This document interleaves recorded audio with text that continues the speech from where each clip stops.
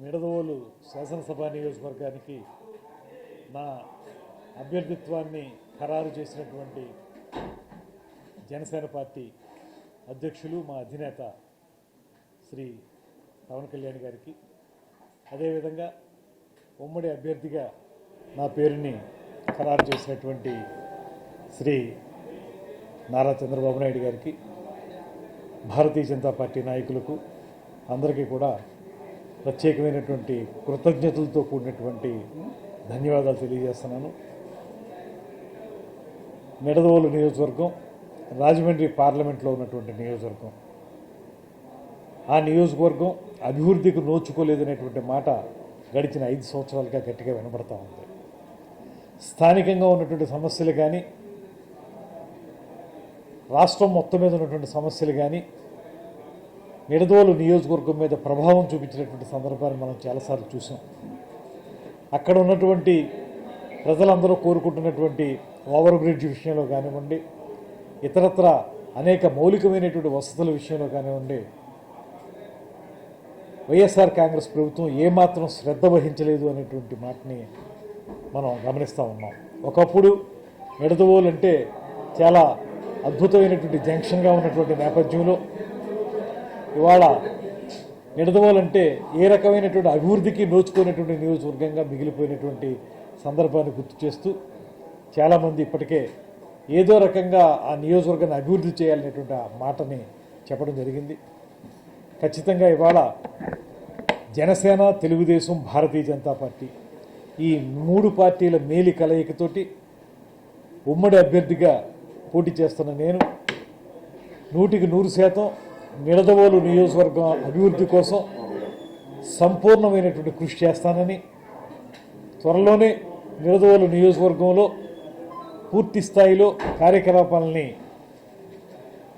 ఏర్పాటు చేసుకుని విజయం సాధించడానికి స్థానికంగా ఉన్నటువంటి నాయకులు, ముఖ్యంగా తెలుగుదేశం పార్టీకి చెందినటువంటి శాసనసభ మాజీ సభ్యులు శ్రీ బూరుగుపల్లి శేషారావు గారు, అదేవిధంగా జనసేన పార్టీకి చెందినటువంటి ప్రముఖ నాయకులు, ప్రముఖ నిర్మాత శ్రీ భోగవల్లి ప్రసాద్ గారు, ఇంకా భారతీయ జనతా పార్టీకి చెందిన నాయకులు అందరినీ కలుపుకుని వారందరి యొక్క సహకారంతో నిడదవోలు నియోజకవర్గంలో నేను కార్యక్రమాలని విజయానికి వీలుగా నిర్వహించుకుంటాననేటువంటి మాటను తెలియజేస్తున్నాను.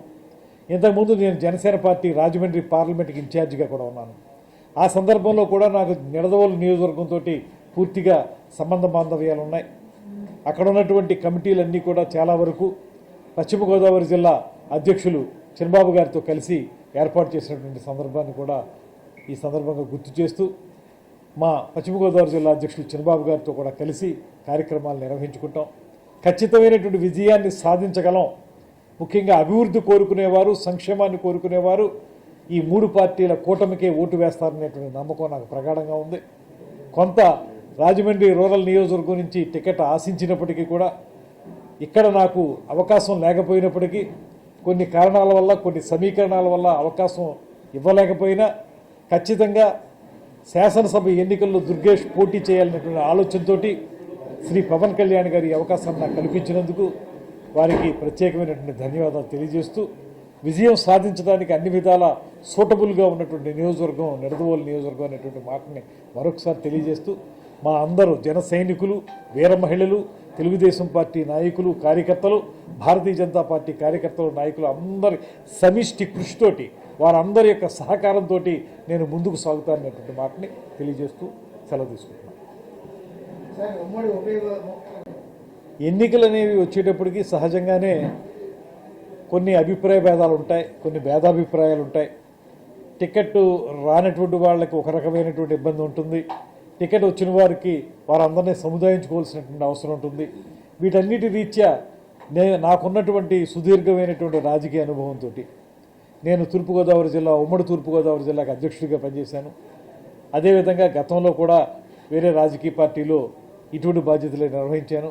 వీటన్నిటినీ ప్రోగు చేసుకుని వీటన్నిటితోటి కలిసి ఖచ్చితంగా విజయానికి పూర్తిగా సాధించుకోవడానికి వీలుగానే నా కార్యక్రమాలు నిర్వహిస్తానని, ఎక్కడైనా చిన్న చిన్న ఇబ్బందులు ఉన్నా వాటిని అధిగమించడానికి మేము అందరం పెద్ద మనసుతో ముందుకు వస్తామని, మా అంతిమ లక్ష్యం వైఎస్ఆర్ కాంగ్రెస్ పార్టీని గద్దె దించడమే మా అంతిమ లక్ష్యం. ఆ పార్టీ ఈ రాష్ట్రానికి చేసిన ద్రోహాన్ని ప్రజలకు వివరించి ఆ పార్టీ మళ్ళీ అధికారంలోకి రాకుండా చూసి మేము ఒక సుపరిపాలన అందించడానికి వీలుగా ఈ ఎన్నికలను ఉపయోగించుకుంటాం అనేటువంటి మాటను అందరికీ చెప్పి ఆ ప్రకారం ముందుకు వెళ్తాం అనేటువంటి మాటను తెలియజేస్తాను.